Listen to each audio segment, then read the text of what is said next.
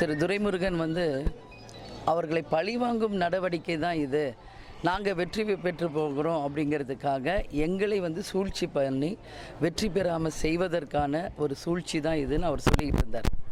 ஆனால் இன்றைக்கி அது அவர் எவ்வளோ பெரிய ஒரு பொய்யை அவர் சொல்லியிருக்காருங்கிறது இன்றைக்கி வெட்ட வெளிச்சமாக எல்லா மக்களுக்கும் இன்றைக்கி தெரிய வந்திருக்குது. ஏன்னா இன்றைக்கி பாதாள அறையிலையும் சிமெண்ட் ஆலைகளிலும் கல்லூரிகளிலும் இன்றைக்கி தோண்ட தோண்ட புதையல் மாதிரி வந்துக்கிட்டே இருக்குது. இன்னும் ரெய்டு ஸ்டில் கோயிங் ஆன். இன்னும் எத்தனை கோடி பிடிபட போகிறது அப்படிங்கிறது இன்னும் யாருக்குமே எந்த கணக்கும் தெரியல. ஒவ்வொருத்தரும் ஒரு கணக்கு சொல்கிறாங்க. ஒருத்தர் 100ன்றாங்க, ஒருத்தர் 500 கோடின்றாங்க. எது உண்மை என்பது ஆய்வுக்கு பிறகு தான் அதிகாரப்பூர்வமான அறிவிப்பு வர்றப்போ தான் நமக்கு தெரியும். ஆனால் ஒரு விஷயம் மட்டும் இங்கே நான் சொல்லணும்னு நினைக்கிறேன். இதோ ரொம்ப அவங்கெல்லாம் யோகியர்கள் மாதிரியே இவ்வளோ நாள் பேசிக்கிட்டு இருந்தாங்க. ஆனால் யோகியர்கள் மாதிரி பேசினவர்களுடைய சாயம் இன்றைக்கி வெளுக்கப்பட்டிருக்கிறது. தேமுதிகவை அசிங்கப்படுத்தணும்னு தொடர்ந்து துரைமுருகன் அவர்கள் நடத்திய நாடகம் இன்றைக்கி அவருக்கே திருப்பி வினையாக போய் முடிஞ்சிருக்குது. தேமுதிகவையும் சரி கேப்டனையும் தொட்டவர்களுடைய வரலாறு இதுவரைக்கும் இதுதான் அப்படிங்கிறதுக்கான மிகப்பெரிய ஒரு சான்றாக தான் இதை நான் பார்க்குறேன். அது மட்டும் இல்லாமல் இன்றைக்கு வாக்குகளுக்கு காசு கொடுக்குற கலாச்சாரத்தை உருவாக்குனதே திமுக தான். திருமங்கலம் ஃபார்முலாவிலேருந்து தான் இது ஒரு புற்றுநோய் போல் தமிழ்நாடு முழுக்க பரவிருச்சு. அது இல்லைன்னு அவங்க எவ்வளோ மறுத்தாலும் இன்றைக்கி உண்மை வெளிப்பட்டிருக்கு. நேற்று நான் சொன்ன மாதிரி முழு பூசணிக்காவை எந்நேரமும் சோத்தில் மறைக்கவே முடியாது. அதற்காக இன்றைக்கு மொத்தமாக வெளியே வந்திருக்கு. ஏன் துரைமுருகன் வீட்டில் மட்டும் அப்படின்னு நீங்கள் ஒரு கேள்வி அனுப்புகிறீங்க. இன்றைக்கி 40 தொகுதியிலையும் தான் தேர்தல் நடந்துக்கிட்டு இருக்கு. இது அவர்களுக்கு கிடைக்கிற இன்ஃபர்மேஷன் வச்சு தான் அவங்க ஒரு இடத்துக்கு ரெய்டு போகிறாங்க. இது ஆளும் கட்சி எதிர்கட்சியை நோக்கி சீஃப் செக்ரட்டரியாக இருந்தபோதே ரெய்டு போனாங்க. தலைமைச் செயலகத்தில் ரெய்டு போயிருக்காங்க. ஸோ அது ஆளும் கட்சியாக எதிர்கட்சியாக ஆண்ட கட்சியாக இல்லாத கட்சியாக அதெல்லாம் கிடையாது. அவங்களுக்கு இன்ஃபர்மேஷன் வந்தால் அவர்களுடைய டியூட்டி அவங்க பார்க்குறாங்க. சட்டம் தன் கடமையை செய்யும் அப்படிங்கிற வகையில் இன்றைக்கு ஒரு நல்ல ஒரு ஆய்வாக அவங்க நடத்திக்கிட்டு இருக்காங்க. இது திமுகவுக்கு ஒரு மிகப்பெரிய இழுக்கு. நான் என்ன சொல்கிறேன், வேலூர் மட்டும் இல்லை, திமுக எங்கெல்லாம் போட்டி போடுதோ எல்லா தொகுதியிலையுமே போய் நிச்சயமாக செக் பண்ணணும். யார் எவ்வளோ ஓட்டுக்கு கொடுக்க போகிறாங்க, என்ன நடக்குது அப்படிங்கிறது இது உண்மையில் கண்டிக்கத்தக்க ஒரு விஷயம். 40 தொகுதிகளுக்கும் நான் நேரடியாக பிரச்சாரத்துக்கு போயிட்டுருக்கேன்.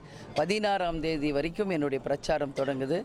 இன்றைக்கி திருவண்ணாமலையில் அண்ணாமலையார் உண்ணாமலை அம்மனை தரிசிச்சுட்டு உங்களை சந்திக்கிறேன். இதுக்கு பிறகு கடலூர், சிதம்பரம், மயிலாடுதுறை, தஞ்சை, திருவாரூர், நாகை முடித்து அப்புறம் நான் கன்னியாகுமரி சைட் போகிறேன். போகும் அத்தனை இடத்திலும் மக்களுடைய அமோகமான வரவேற்பை எங்களால் பார்க்க முடிகிறது. ஏன்னா அந்த கூட்டணியின் பலம் மிகப்பெரிய அளவில் இன்றைக்கி இருக்குது. ஒட்டுமொத்த மக்கள் வரவேற்கும் ஒரு கூட்டணியாக இருக்குது. ஒட்டுமொத்த மக்கள் ஆதரிக்கும் ஒரு கூட்டணியாக இருக்குது. இன்றைக்கி கூட்டணியை சேர்ந்த முதல்வர், துணை முதல்வர், நாங்கள் உட்பட கூட்டணி தலைவர்கள், அத்தனை கட்சியினுடைய நிர்வாகிகள், தொண்டர்கள் அத்தனை பேருமே வேட்பாளர்கள் உட்பட 24 மணி நேரம் இங்கே உழைத்து கொண்டிருக்காங்க. நிச்சயமாக அந்த உழைப்புக்கேற்ற வெற்றி நிச்சயம் எங்கள் கூட்டணிக்கு கிடைக்கும் அப்படின்றது எங்களை உறுதியாக நம்புகிறோம். நாளை நமதே 40ம் நமதேன்னு சொல்கிற அளவு 40ஐயும் வென்றெடுப்போம். பாரத பிரதமர் திரு நரேந்திர மோடி தான் இந்த முறையும் பிரதமராக வரப்போகிறார். அதனால் அவர் தலைமையில் இந்த 40 எம்பிக்களும் தமிழ்நாட்டிலிருந்து சென்று தமிழகத்திற்கு வேண்டிய அத்தனை நல்ல திட்டங்களையும் உறுதியாக இந்த முறை கேட்டு இந்த நேரத்தில் நான் தெரிவித்துக் கொள்கிறேன். நேற்றே என்னை ஒரு ப்ரெஸ்ஸில் கேட்டாங்க.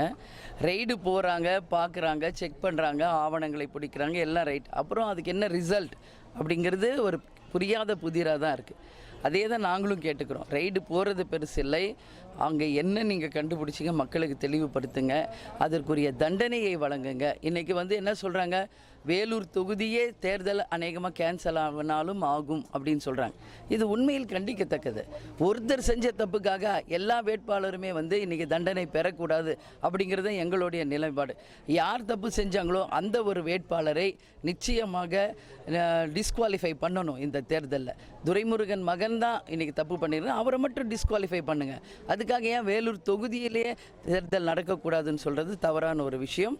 தவறு செய்கிற எந்த கேண்டிடேட்டாக இருந்தாலும் அதை டிஸ்குவாலிஃபை பண்ணி ஒரு நேர்மையான ஒரு தீர்வை மக்களுக்கு தரணும், தமிழ்நாட்டுக்கும் தரணும்னு சொல்லி நான் கேட்டுக்கிறேன். கேப்டன் எப்படி இருக்காரு? கேப்டன் ரொம்ப நல்லா இருக்காரு. தினம்தோறும் எங்களோடு அத்தனை பேரோடையும் தொடர்பில் இருக்கிறாரு. லைவ் டெலிகாஸ்ட்டில் எல்லாம் பார்த்துட்டு இருக்காரு.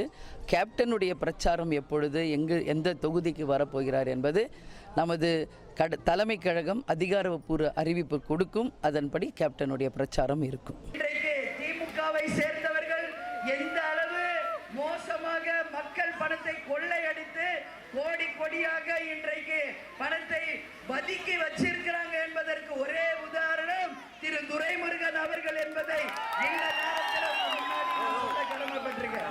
ஏன் இதை சொல்றேன்னா, ரொம்ப யோக்கியர் மாதிரி அவர் பேசிட்டு இருந்தார். பழி வாங்குறாங்க, நாங்க வெற்றி பெற்று விடுவோம் அப்படின்றதுக்காகவே எங்களை சூழ்ச்சி பண்றாங்கன்னா சொன்னவர், தேமுதிகவை அசிங்கப்படுத்தணும்னு நினைச்ச ஒருத்தர்,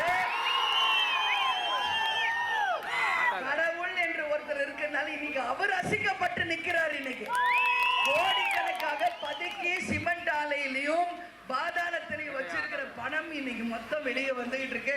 பொறுத்திருந்து பாருங்கள், இன்னும் பல கோடி ரூபாய்கள் நிச்சயமாக வெளியே வரப்போகிறது. சாயம் வெளுக்க போகிறது. யோக்கியன் வரான், சொம்பெடுத்து உள்ள வெயிங்கோ அப்படின்னு சொல்றபடி திமுக யோக்கியர்கள் மாதிரி பேசிட்டு இருக்காங்க. அவர்கள் யோக்கியர்கள் இல்லை என்பதை தமிழக மக்கள் இன்று தெள்ள தெளிவாக புரிந்து கொண்டார்கள். அதற்கு ஒரே உதாரணம் துரைமுருகன் அவர்கள்.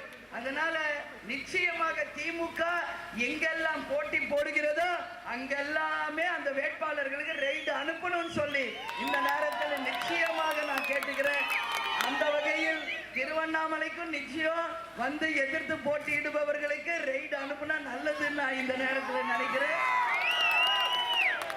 ஆனா அதுக்காக எலெக்ஷன் கேன்சல் ஆகக்கூடாது. ஏன்னா அண்ணா மாதிரி ஆளுங்களை ரொம்ப கஷ்டப்பட்டு இன்னைக்கு இந்த தொகுதியின் முன்னேற்றத்துக்காக பாடுபட்டுக்கிட்டு இருக்காங்க. அந்த வகையில் முதல் வாக்குறுதியாக திருவண்ணாமலையில் இருந்த பழைய அரசு மருத்துவமனை தாலுகா மருத்துவமனையாக செயல்படுத்தப்படும் என்ற முதல் வாக்குறுதியை இந்த நேரத்தில் உங்களுக்கு சொல்றோம். திண்டிவனம் முதல் ஜோலார்பேட் ரயில்வே பாதையை நிச்சயமாக துரிதப்படுத்தி மக்கள் பயன்பாட்டிற்கு புதிய ரயில்கள் இனி வெகு விரைவில் இயக்கப்படும் என்பதையும் இந்த நேரத்தில் நாங்கள் சொல்றோம். மக்கள் குடிநீருக்காக சாத்தனூர் அணையை தூர்வாரப்பட்டு விவசாயத்திற்கும் குடிநீருக்கும் நிச்சயமாக சாத்தனூர் அணையை நாங்கள் மேம்படுத்துவோம். இந்த கூட்டணி அண்ணன் அக்ரி கிருஷ்ணமூர்த்தி அவர்கள் திண்டிவனம் முதல் கிருஷ்ணகிரி வரை தேசிய நெடுஞ்சாலை 4 வழி சாலையாக மாற்றப்படும் என்கின்ற சந்தோஷ செய்தியும் நமது வாக்காளருக்கு நமது அண்ணன் அக்ரி கிருஷ்ணமூர்த்தி அவர்கள் வாக்குறுதியாக கொடுக்கிறார். மாவட்டத்தில் பூக்கள் அதிகம் விவசாயம் இங்க இருக்கிறதுனால வெகு விரைவில் இங்கு சென்று தொழிற்சாலை கொண்டு வர வேண்டும் என்பதும் இந்த நேரத்தில் நாம நிச்சயமாக கேட்டு பெறுவோம். அது மட்டும் கிடையாது, இந்த முறை இந்த கூட்டணியினுடைய பாரத பிரதமர் வேட்பாளர் திரு நரேந்திர மோடி அவர்கள் தலைமையில் நாளை நமதே 40 நமதே என்று வென்றெடுத்து மிகப்பெரிய சரித்திர சாதனையை படைத்து 40 எம்பிக்களும் நிச்சயமாக டெல்லிக்கு சென்று தமிழகத்திற்கு வேண்டிய அனைத்து நல்ல திட்டங்களையும் உறுதியாக கொண்டு வருவார்கள். ஏன்னா இந்த கூட்டணி அமையக்கூடாது என்பதற்காக எத்தனையோ சூழ்ச்சிகளை திமுக செய்தாலும் அத்தனை சூழ்ச்சிகளையும் முறியடித்து இந்த கூட்டணி மாபெரும் ஒரு மெகா கூட்டணியாக அமைந்திருக்கிறது. மக்கள் போட்டக்கூடிய ஒரு மிகப்பெரிய அணியை அமைஞ்சிருக்கு. அதனால நிச்சயமாக இந்த கூட்டணி வென்றெடுத்து தமிழகத்தை எல்லா விதத்திலும் முன்னேற்றுவோம். விலைவாசியை கட்டுப்படுத்துவது, ஜிஎஸ்டியை மறுபரிசீலனை செய்வது, தங்க நாற்கரை சாலைக்கு இணையாக நதிகள் இணைப்பது, நல்ல சாலை வசதி, வேலை வாய்ப்பு என்று அனைத்து வசதிகளையும் செய்வோம். பெண்களுக்கு பாதுகாப்பு கொடுக்கின்ற ஒரு நல்ல கூட்டணியாக இந்த கூட்டணி நிச்சயம் இருக்கும்.